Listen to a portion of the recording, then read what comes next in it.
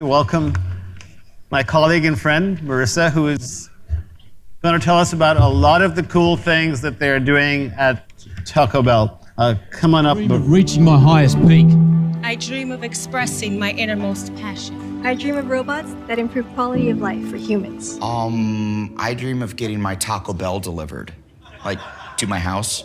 Dreams are unstoppable. Unstoppable. My dreams are my fire. My dreams are my fire. My dreams are much more simple and taco related. Am I in the right commercial? You gotta get out there! No one's gonna hand it to you. That's what I'm saying. I'd rather stay in and have Taco Bell literally handed to me. Bring on the naysayers. Bring on the obstacles. Tacos, the crunch wraps, the chalupa. I don't know the meaning of failure. I don't know how to quit! I don't know what's going on. Oh, we're doing it, guys. Achieving our dreams. Hey. Thank you. No problem. Introducing Taco Bell Delivery, delivered by Grubhub. It's your taco dreams delivered. You're a real inspiration, man. This guy gets it. Taco Bell invites you to a world that defies all logic. A place where burritos are filled with delicious nachos or indulgent chicken enchiladas, all for the unbelievable price of $1. No, you're not having a delicious burrito dream. You're eating the new $1 grande burritos from Taco Bell's new Cravings Value menu. Value beyond belief.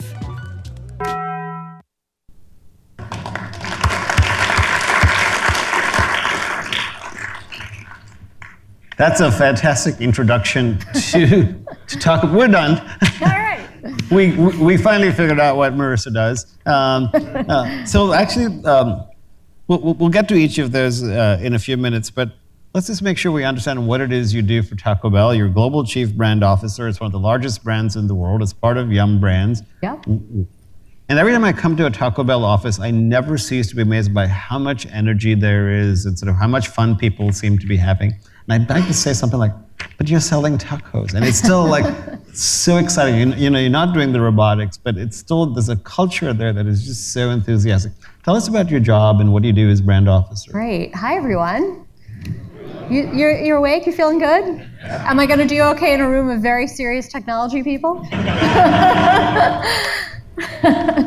So I'll answer BJ's question.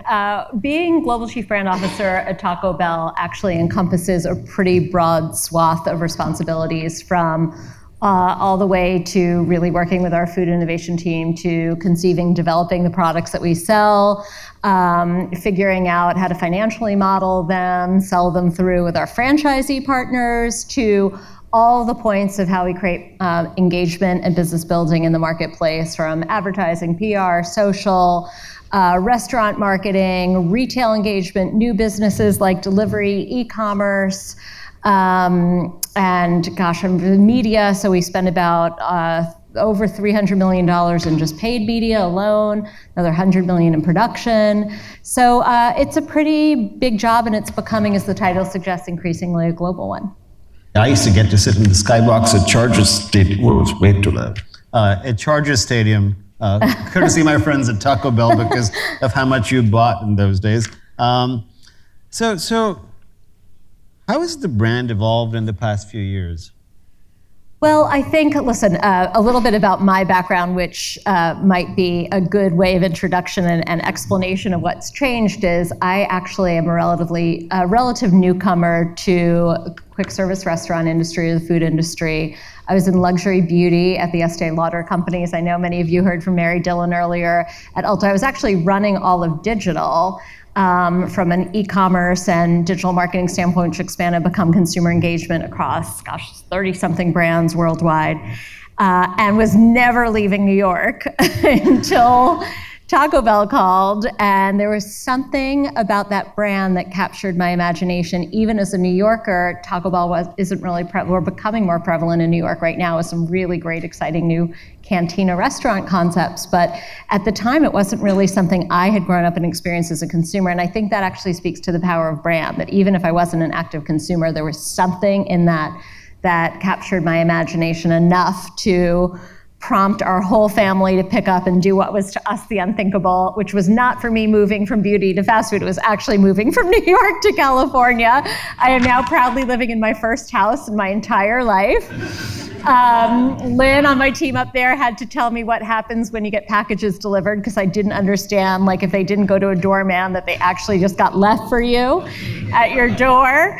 And so that was probably the bigger personal transformation and journey. But when you come in with such fresh eyes. But you have a garage. I have a garage, and now I have a car, but I still don't know how to pump gas because my car's electric. There you go. But you know, it is such a gift that you only have for a certain window of time, whatever role you're in when you join a new company, a new organization, to have that sort of newcomer's curiosity and ability to ask every possible question and really look at it when you're not when you don't have the gift, but you're also not mired in the benefit of years of experience and knowledge and that sort of institutional, oh, we tried that, we did it that way.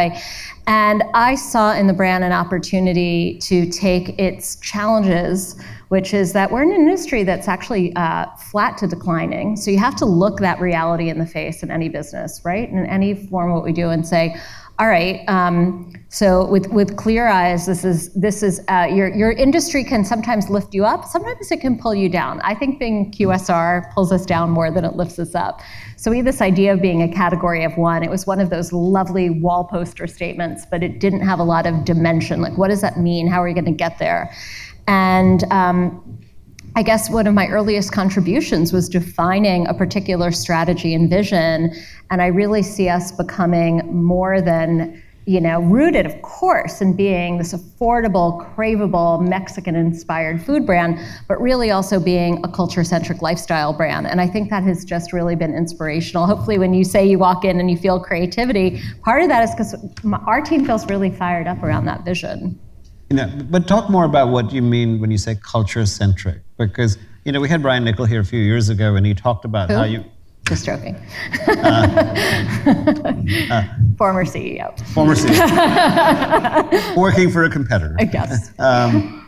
But he talked a lot, which is sort of, to this audience, it was a really fascinating story about how marketing these days is being so much part of the culture. And Mary Dillon, who was here earlier as well, was speaking also about sort of the role of influencers and sort of YouTube-related marketing. Apparently, advice on makeup is the second most popular category.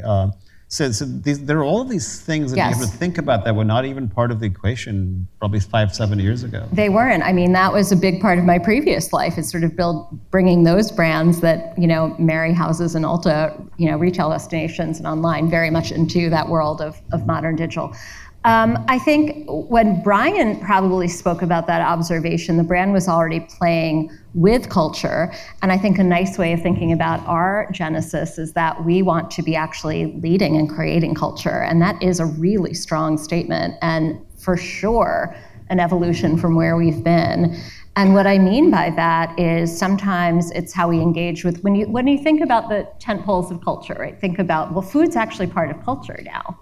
And that is a change versus decades ago when food was more utility, right? We ate to, feed and sustain ourselves. Now we eat as experience, and often experience worth sharing. Like, if it's worth it, you're going to put it on Instagram, and that is a world in which we're living. So it's exciting because when you're playing in a part of culture, I think it actually gives you permission, if you have a brand like Taco Bell, to think about, well, what are the other connection points of culture and how do we relate, whether that's music, sports, gaming, technology is actually part of culture now, and then parts that seemed really foreign, like fashion. Right. And it's really been exciting to do things that, for me as a marketer, my biggest delight is when you do something so unexpected that people are like, what? But then it actually makes sense when you think about it. Like, we did a big fashion collaboration with Forever 21. And no one really saw that coming. When we staged it, we're Taco Bell, right? What are we doing that? It actually made all the sense in the world, because it was a way of contextualizing our brand as so much a part of culture that people wanted to wear expressions of it. And we did an incredible fashion show in LA. And it just, just really kind of was another sort of step on the journey in terms of brand transformation, brand evolution, and brand modernity, which is where a lot of the digital and technology intersections come into. So let's talk about that. Yeah. Where are the digital intersections? I gave you a good segue there. Yes. I just want to sit here and pick up your last phrase and read it back to you. Okay, so where do the digital and technology parts come in? So this is very interesting for me, given the background that I shared with you. Coming to this industry and this brand, one of the things I had to sort of wrap myself around is in the maturation curve of digital business and e-commerce, QSR was on the latest stage of that maturation curve. So I came from a business where we were started e-commerce in the 1980s. Believe it or not, even beauty, you don't think of it as that progressive, our brands were. And here we were with no real meaningful e-commerce. Why? Think about it. What does e-commerce solve for all of us? Convenience, access, speed. Well, those were the fundamentals of QSR. Restaurants, fast food restaurants, they're everywhere. They're convenient, they're easy. So what was the meaningful proposition of ordering on a mobile device or ordering even worse on your PC? If you're still going to the restaurant and ordering it and it only takes 3 to 4 minutes to get it, what was e-commerce really solving? What was the sort of meaningful proposition? Delivery, of course, and you saw our launch commercial, which is great to hear you guys give it a laugh or two. That is how we've started to bring to market delivery. It's very complicated in this aggregator landscape right now. Our partnership is with one of the aggregators, Grubhub. But that at least starts to give you a real reason for ordering because like traditional e-commerce, it's brought to you.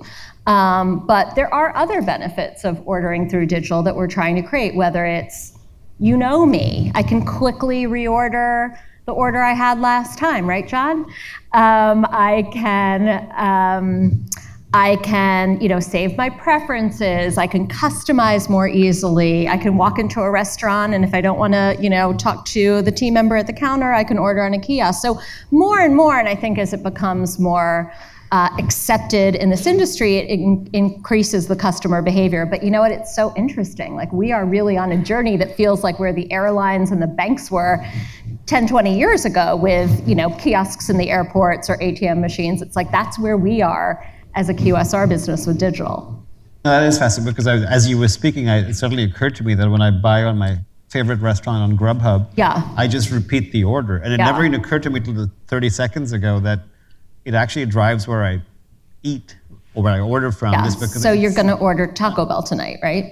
Okay. Whatever you say, Marissa. And so are you. But let's talk about that further because I've had conversations with people at Taco Bell over the last couple of years, and I know you've been toying with delivery for a while. Yeah. What? And I know you considered many strategic options. Yeah.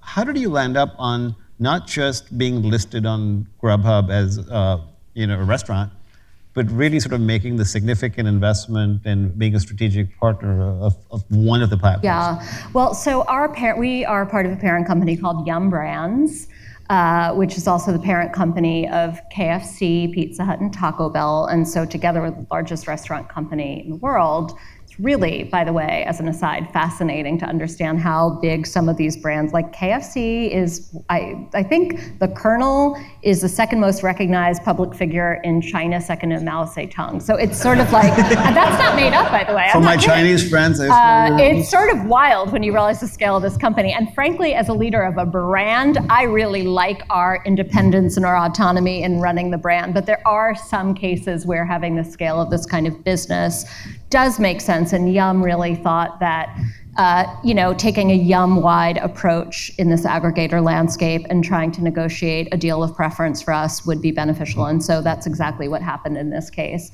There was a good article that's floated around our team, I think it was in the Wall Street Journal just a week or two ago, that sort of sussed out this whole situation and say consumers love delivery, businesses not so much, because the financials are challenging. Yes. Especially, we're not an average ticket of $50. In a restaurant, our average check is $8, $9. With delivery, it maybe doubles, but still, those economics can be challenging. And then you think about yourselves as a customer. If you're just ordering from Taco Bell, we're known for our value. Talk about the value spot we showed earlier in a bit.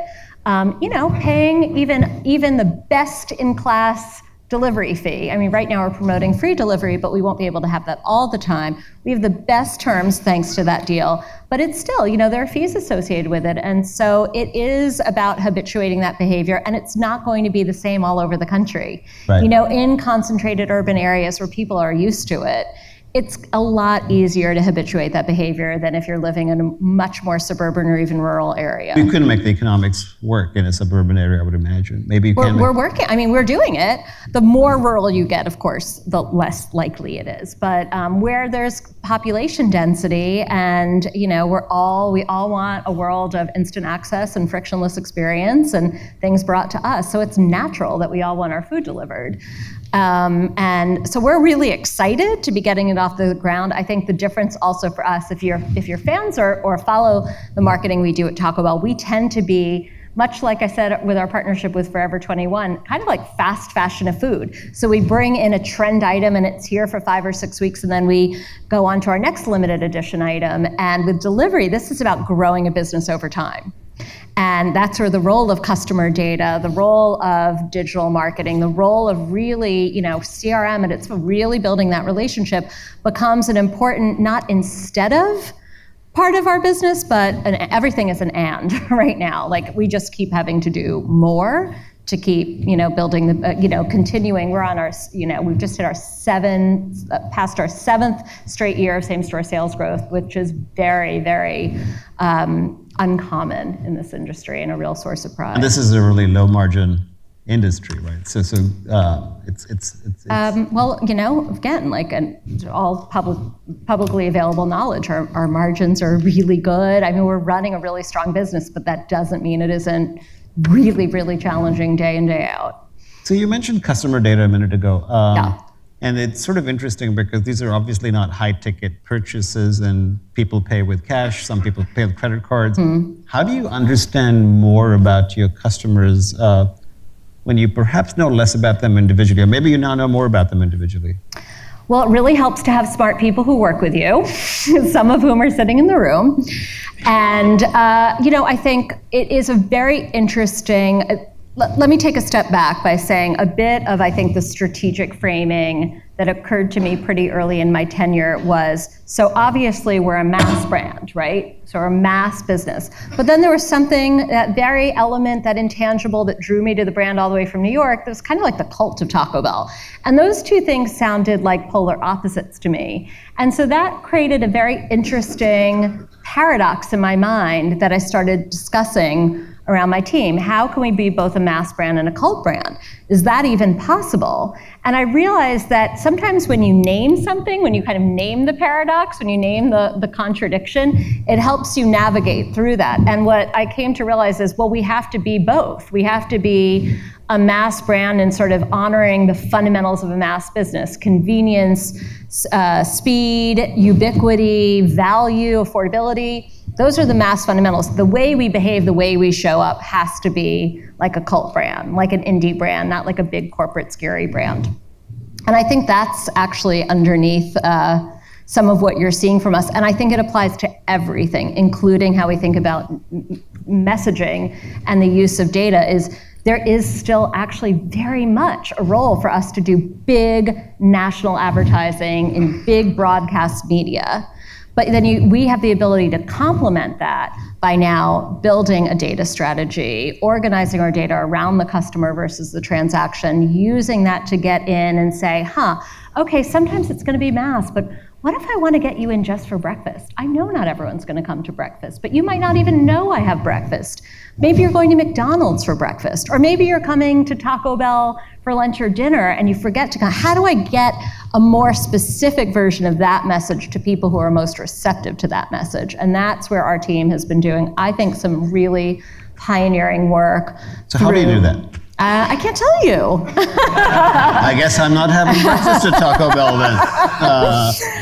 Well, basically what it is getting more sophisticated with how we use actual transactional data through Okay. credit cards, and then trying to understand how that creates insight and understanding of what those customer behaviors are. And then by being able to match that in the world of media, it does open up different types of targeting and segmentation opportunities than just profiling. Like, this is actually based on what we really know behaviorally, as opposed to a concept of who we want to segment. And that is, gosh, for a business our scale to be able to do that is really, really exciting. And then you do a lot of sentiment analysis of social media too, right? We do. I will say I've always been a little bit leery from my early beginnings in social. Sentiment's a funny thing in social media. Why? Because language is a really funny thing. So when I say I'm killing it, do I mean that in a good way or a bad way? I mean, you go through all the reasons why, even with natural language processing, sentiment's funny. So it's not so much, no one on our team is walking around saying, what's our sentiment score? Never once have we said that. What we do is listen, kind of like an ear to the glass on the wall of the zeitgeist, because that's how we get a lot of our ideas. That's how we keep our finger on the pulse of what people are saying.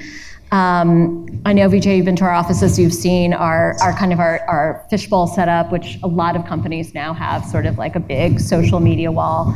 But it's really what you do with it, right? I mean, is this not the most trite thing to say about data? But it's true. I mean, it's easy to get all this stuff. It is not easy to figure out what to do with it.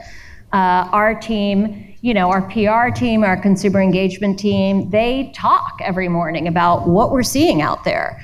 Sometimes it's because we have to be reactive, but even better, it's when and this is, again, the brand and culture thing, when we see, people taking their wedding photos outside of a Taco Bell, suddenly that becomes just enough of an inspiration for us to say, maybe when we open this Las Vegas restaurant, we're going to actually have weddings there. Are you going to have Elvis Presley there too? No, because it's a Taco Bell wedding, not an Elvis wedding. But maybe Elvis would like Taco Bell. I don't know. We're getting. Do you? I'll do me. Okay. then it would be Paul McCartney. But you know what? Here's what you can get. You can get a Taco Bell garter belt, his and hers T-shirts, a Cinnabon Delights wedding cake. I mean, it's like a whole wedding. And here's where I think the fun of marketing comes in. You have to really understand your brand, and there are a lot of people now that are doing very gimmicky things. And this is a very fine nuance that I hope you guys can sort of see and appreciate, is that there is a difference between having fun with something and having a little bit of a wink and a twinkle in your eye versus actually making a joke out of it. It's a nuance, but I think we're actually really, and I hope no one here is from a competitor who's like, oh, haha, that's the difference. Because I think it's subtle. I think it's really subtle to be able to know how to execute the difference between something where even that ad you saw, there's a recognition that we believe our consumers are smart and they're in on the sophisticated humor with us. Right. Of course, a Taco Bell wedding is not meant to be deeply serious. However, it's not a joke either. And guess how many weddings we've had in a year at that Taco Bell? How many? I think we're over 160 now. Yeah. Meaning, like, we're a wedding venue. That could be your next campaign. Yeah, so that's what I mean. Now that's lifestyle, right? I mean, when I say being in, like, your wedding at Taco Bell, you are part of people's life stage and their lifestyle. So I have one last question for you, then we'll turn it over to the audience. Okay. So how long did you say you've been there since? Almost 4 years. Yeah. So what do you think are the biggest changes you've brought about in the last 4 years on brand, on digital? Interestingly, considering my background, the digital part has been the harder part for me to impact in the beginning. So it's only in the past couple of years, a really year or so, that I've been able to really kind of encompass that. And, I know something I would imagine has been a topic of conversation is sort of the interrelationships and organizations. And I think part of what's feeling like it's starting to hum now is a real partnership that should be between the technology team and the marketing/digital business team. And for us, we actually have a really simple analogy, which is it's like the relationship we've always had with our food innovation team. Right. It's like our job is strategy, concept. They go off and figure out how to make it, and we work together, and then it's our job to bring it out into the world and commercialize it. That's kind of the relationship we now have, except the products or the creation of the products are made through technology as opposed to food. They're both a really important part of our business today and going forward.